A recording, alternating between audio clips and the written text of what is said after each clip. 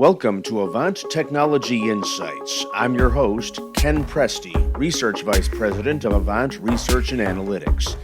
The link between solving business challenges and cutting-edge technologies has become tighter and more complex than ever before.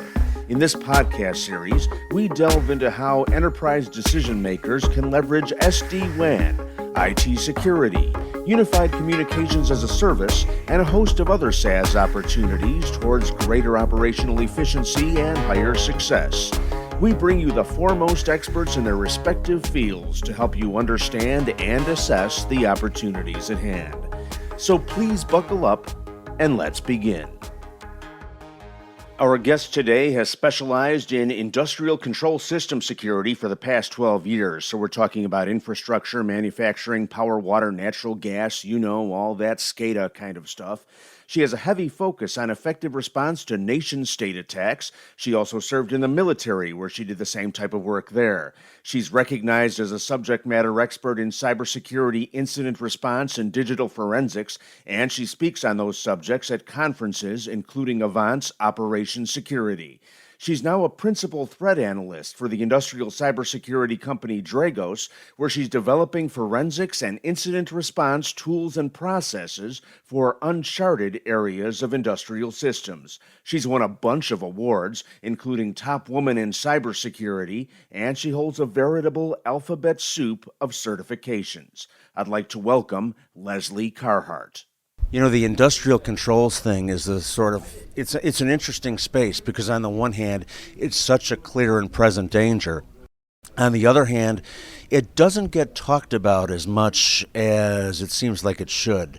And one of the reasons I think that happens is because people say, okay, I'm a trusted advisor, I'm an agent, I'm an integrator, there's nothing I can do on any of this. But do you see that as true? Because once something happens, that all changes, doesn't it? I've been trying to get the point across to technical people especially that there is a number of things that they can do. They can do a lot of mitigating measures to prevent those worst case consequences that we're so concerned about in industrial. It's just a change in attitude for us and for the operators. We have to start understanding that consequences are what matter there. So what's actually going wrong? Can a virus on the system actually cause a power outage, or does it do nothing? And then at the same time, they need to understand that as they become more interconnected, they're facing new threats.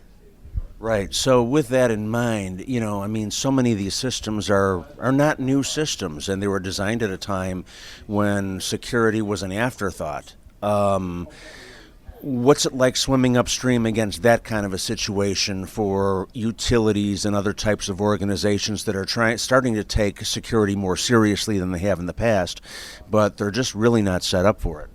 We have to learn to adapt, and it's a challenge. It's something that a lot of security-focused organizations aren't comfortable doing, but it's something that we have to do.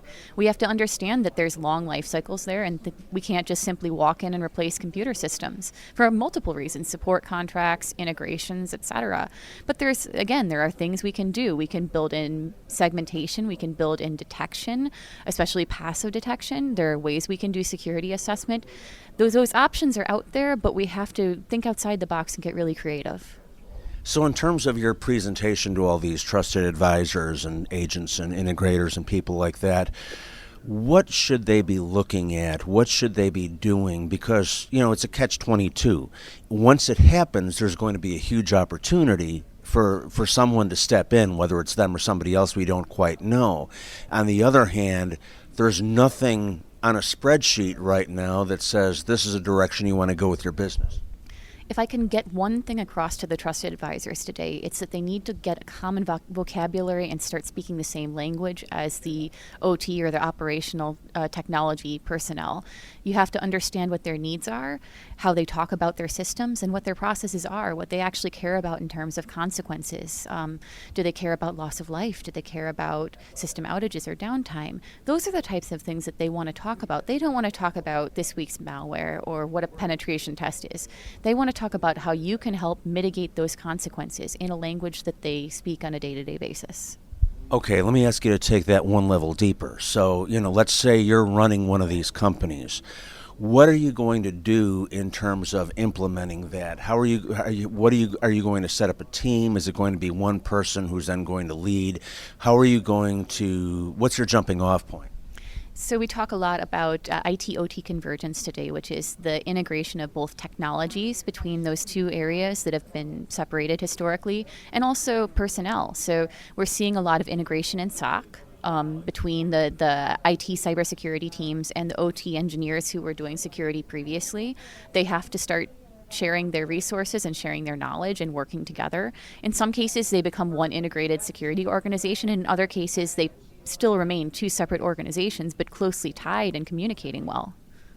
Okay, so let me take a slightly different angle on a very similar question. So now you're running a utility. You've got equipment that was probably designed prior to security being the issue that it is today.